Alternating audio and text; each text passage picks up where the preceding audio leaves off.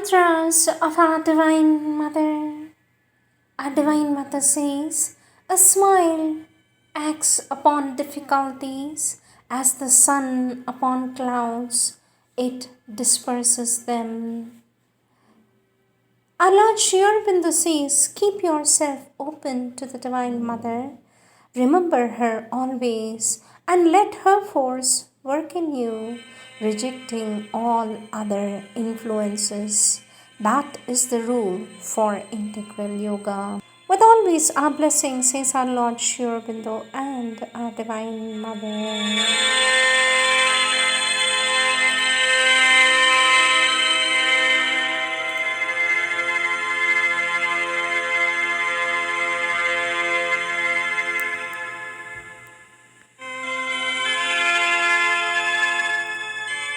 Works of our Divine Mother, taken from the Collective Works of our Divine Mother, Volume 1, Question and Answers, Volume 4, page 103, date 10th Feb 1951.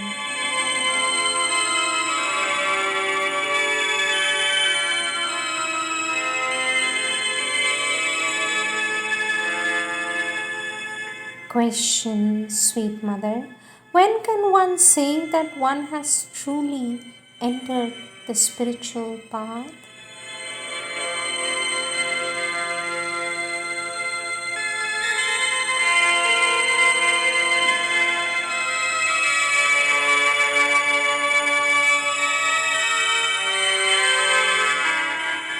For this question, our Divine Mother says, the first sign, it is not the same for everybody, but in a chronological order, I believe is that everything else appears to you absolutely without importance. Your entire life, all your activities, all your moments continue if circumstances so arrange things, but they all seem to you utterly unimportant. This is no longer the meaning of your existence. I believe this is the first sign. And then our Divine Mother says, there may be another, for example, the feeling that everything is different, of living differently, of a light in the mind which was not there before, of a peace in the heart which was not there before. That does make a change, but the positive change usually comes later. Very rarely does it come at first, except in a flash at the time of conversion, when one has decided to take up the spiritual life. Our Divine Mother says, sometimes it begins like a great illumination. A deep joy enters into you. But generally, afterwards, this goes into the background, for there are too many more imperfections still persisting in you. It is not disgust, it is not contempt, but everything appears to you so uninteresting that it is truly not worth the trouble of attending to it. Our Divine Mother says, for instance, when you are in the midst of certain physical conditions, pleasant or unpleasant, the two extremes meet, you say to yourself, it was so important to me all that, but it has no importance at all. You have the impression that you have totally, truly turned to the other side. Our Divine Mother says, some imagine that the sign of spiritual life is the capacity to sit in a corner and meditate. That is a very, very common idea. I do not want to be severe, but most people who make much of their capacity for meditation, I do not think they meditate even for 1 minute out of 1 hour. Those who meditate truly never speak about it. For them, it is quite a natural thing. When it has become a natural thing without any glory about it, you may begin to tell yourself that you are making progress. Those who talk about it and think that this gives them a superiority over other human beings, you may be sure are most of the time in a state of complete inertia. Our Divine Mother says it is very difficult to meditate. There are all kinds of meditations. You may take an idea and follow it to arrive at a given result. This is an active meditation. People who want to solve a problem or to write meditate in this way without knowing that they are meditating. Others, says our Divine Mother, others sit down and try to concentrate on something without following an idea. Simply to concentrate on a point in order to intensify one's power of concentration. And this brings about what usually happens when you concentrate upon a point. If you succeed in gathering your capacity for concentration sufficiently upon a point, whether mental, vital, or physical, at a given moment, you pass through and enter into another consciousness. Others still try to drive out from their head all moments, ideas, reflexes, reactions, and to arrive at a truly silent tranquility. This is extremely difficult. There are people who have tried for 25 years and not succeeded, for it is somewhat like taking a bull by the horns.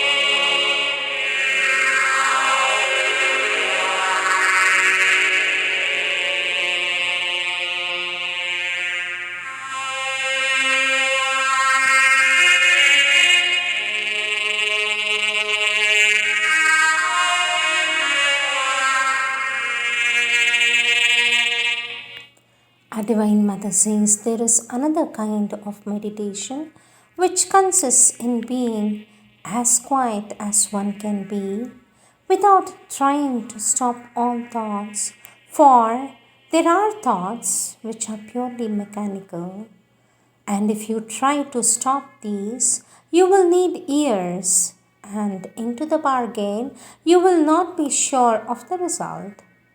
Instead of that, you gather together all your consciousness and remain as quiet and peaceful as possible. You detach yourself from external things as though they do not interest you at all, and all of a sudden You brighten the flame of aspiration and throw into it everything that comes to you so that the flame may rise higher and higher, higher and higher, and you identify yourself with it. And you go up to the extreme point of your consciousness and aspiration, thinking of nothing else, simply an aspiration which mounts and mounts and mounts without thinking a minute of the result of what may happen, and especially of what may not, and above all, without desiring that something may come, simply the joy of an aspiration which mounts and mounts and mounts, intensifying itself more and more in a constant concentration. Our Divine Mother says, and there I may assure you that what happens is the best that can happen. That is, it is the maximum of your possibilities which is realized when you do this. These possibilities may be very different according to individuals. But then, all these worries about trying to be silent, going behind appearances, calling a force which answers, waiting for an answer to your questions, all that vanishes like an unreal vapor. If you succeed in living consciously in this flame, in this column of mounting aspiration, you will see that even if you do not have an immediate result, after a time something will happen.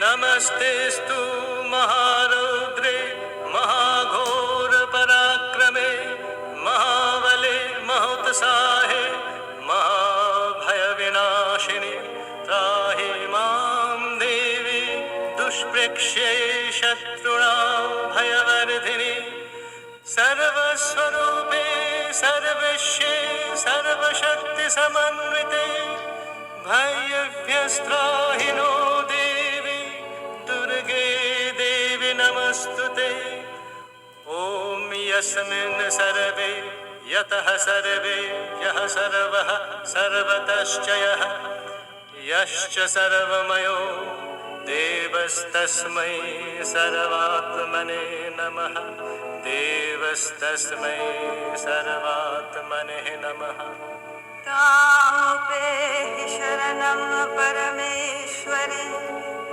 तामुपे शरणं परमेश्वरी तामुपे शरणं परमेश्वरी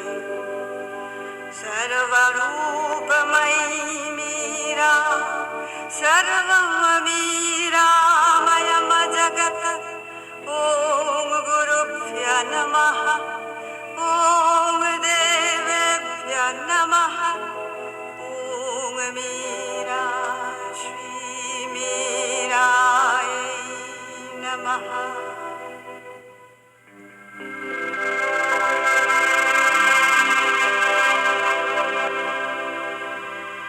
स्मरन् नित्यं Meera मीराक्षरद्वयम्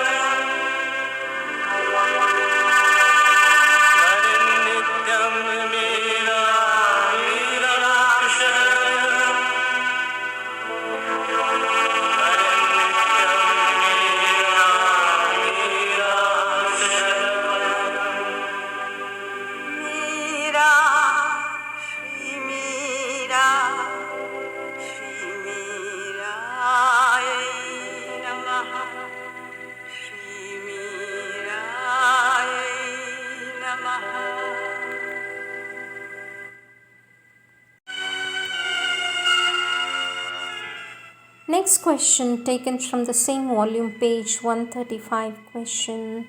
Sweet Mother, is there an experience which proves that one is living in the presence of the divine?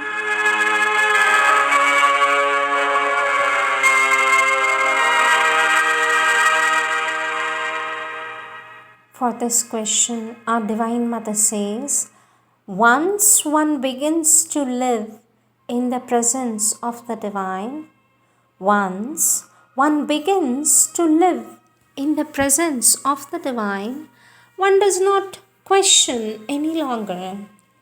It carries its own certitude.